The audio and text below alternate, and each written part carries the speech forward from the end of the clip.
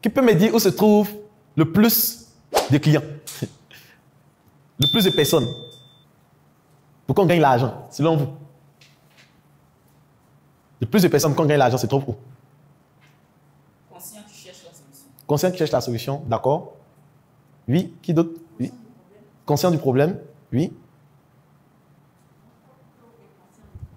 Inconscient du problème. Au fait, la plupart, les gros poissons sont ici. C'est ceux qui ne savent pas, qui ne savent pas. Ils sont plus nombreux. Ceux qui ne savent pas, qui ne savent pas sont plus nombreux.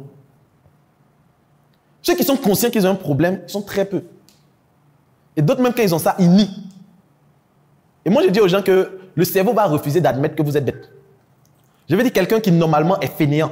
Quand il se réveille le matin, il est couché au salon. Il regarde la télé, il ne fait rien de sa journée. Son cerveau va lui dire que c'est parce qu'il n'a pas la chance comme les autres. Toi, tes parents sont pauvres. Si tes parents avaient l'argent, allez là, tu te débrouilles, tu te grouillé. C'est parce que toi, tu n'as pas les diplômes. C'est peut-être que tu n'as pas fait petit commerce. C'est peut-être que tu n'as pas eu fond de commerce. Donc, le cerveau va développer des arguments pour justifier notre inconsistance intellectuelle et notre paresse intellectuelle. Donc, la plupart de ceux-là même qui peuvent payer, qui peuvent acheter, ne savent pas qu'ils ne savent pas. Ils ne savent pas qu'ils ont ce problème. Après, eux, c'est ceux qui sont conscients du problème parce qu'eux vont commencer à chercher des solutions.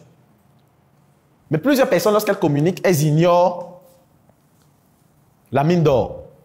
Et les personnes, leur pyramide de recherche des clients se limite ici. C'est-à-dire ceux qui sont conscients du problème. Pourtant, il y a ceux qui sont inconscients du problème. Et pour pouvoir toucher chaque segment, il y a des stratégies à adopter.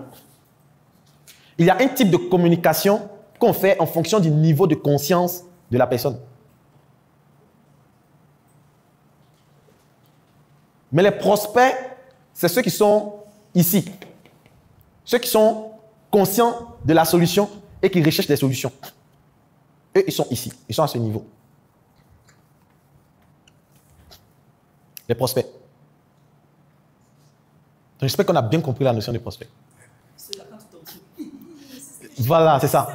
Il y a d'autres, ils te harcèlent.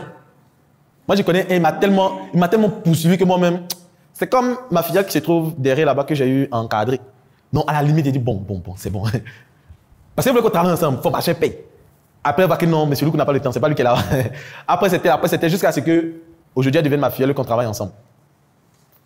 Donc, quand quelqu'un veut, il se donne les moyens. Il vous cherche, il vous poursuit, il vous emmerde. À la limite, vous-même, vous n'avez pas encore le produit. À cause de vous, êtes obligé de vous lever, aller faire le produit, venir faire, lui donner. Puis c'est pas facile, parce que lui, il a besoin de ça. Ça, c'est les prospects. Et un prospect, ça se manifeste dans son attitude, dans sa manière de faire. Les prospects, c'est pas caché même. Quand tu tombes sur un prospect, tu sais que c'est un prospect. Tu sais que c'est un prospect. Je ne parle pas des experts oiseaux. Les experts oiseaux, c'est quoi? C'est que quand tu présentes le produit, il te donne les caractéristiques. Souvent, il y a des arguments que tu n'as pas, il te donne. Et puis, il dit, il va vous revenir. Il va vous revenir. Donc ça, ce sont les différentes... La pyramide de conscience d'achat. Après la notion de prospect, nous avons la notion de client ou acheteur. Je vais beaucoup lentement. Il a essayé d'accélérer un peu. Le passé veut bien expliquer les thèmes. Malheureusement, quand on dit formation 2 mois, 100 000, on ne va pas voir les gens. Donc, on va accélérer. On va dire vite. Parce que ce sont des choses que normalement, on peut prendre toute une journée, même rester sur ces slides, en train d'expliquer, expliquer. Aujourd'hui, les gens veulent les fast-food. Non, pas des fast-food, mais on fait des fast intellectuels. Ou bien des fast-food intellectuels. C'est dit là, pa, on emballe. Allez. Chap. Après la notion de prospect, nous avons la notion de client ou acheteur. Le client, c'est celui qui a acheté. Voici pourquoi des gens disent que non, je recherche des clients. Non, vous ne cherchez pas des clients, vous cherchez des prospects. Vous cherchez des prospects, vous cherchez des personnes qui ont besoin de la solution. C'est eux que vous cherchez pour dire voici la solution. Le client, c'est celui qui a acheté. Et quand on parle de client, il faut comprendre que client égale à base de données. Client égale à base de données. Vous ne pouvez pas parler de client sans parler de base de données. C'est impossible. C'est quoi une base de données? Une base de données, c'est un fichier physique ou numérique dans lequel nous allons stocker les données. Donc, c'est quoi les données? C'est les informations. Le nom de quelqu'un est une donnée. Le contact de quelqu'un est une donnée. La ville de résidence de quelqu'un est une donnée. La quantité de produits achetés est une donnée.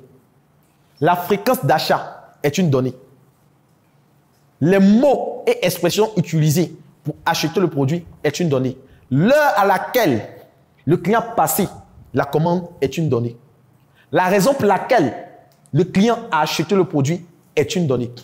Donc, les données, ce sont des informations qui vont vous permettre de pouvoir cerner le client afin de comprendre quelles sont les causes proches, lointaines, profondes, cachées, conscientes ou inconscientes qui ont poussé le client à acheter le produit.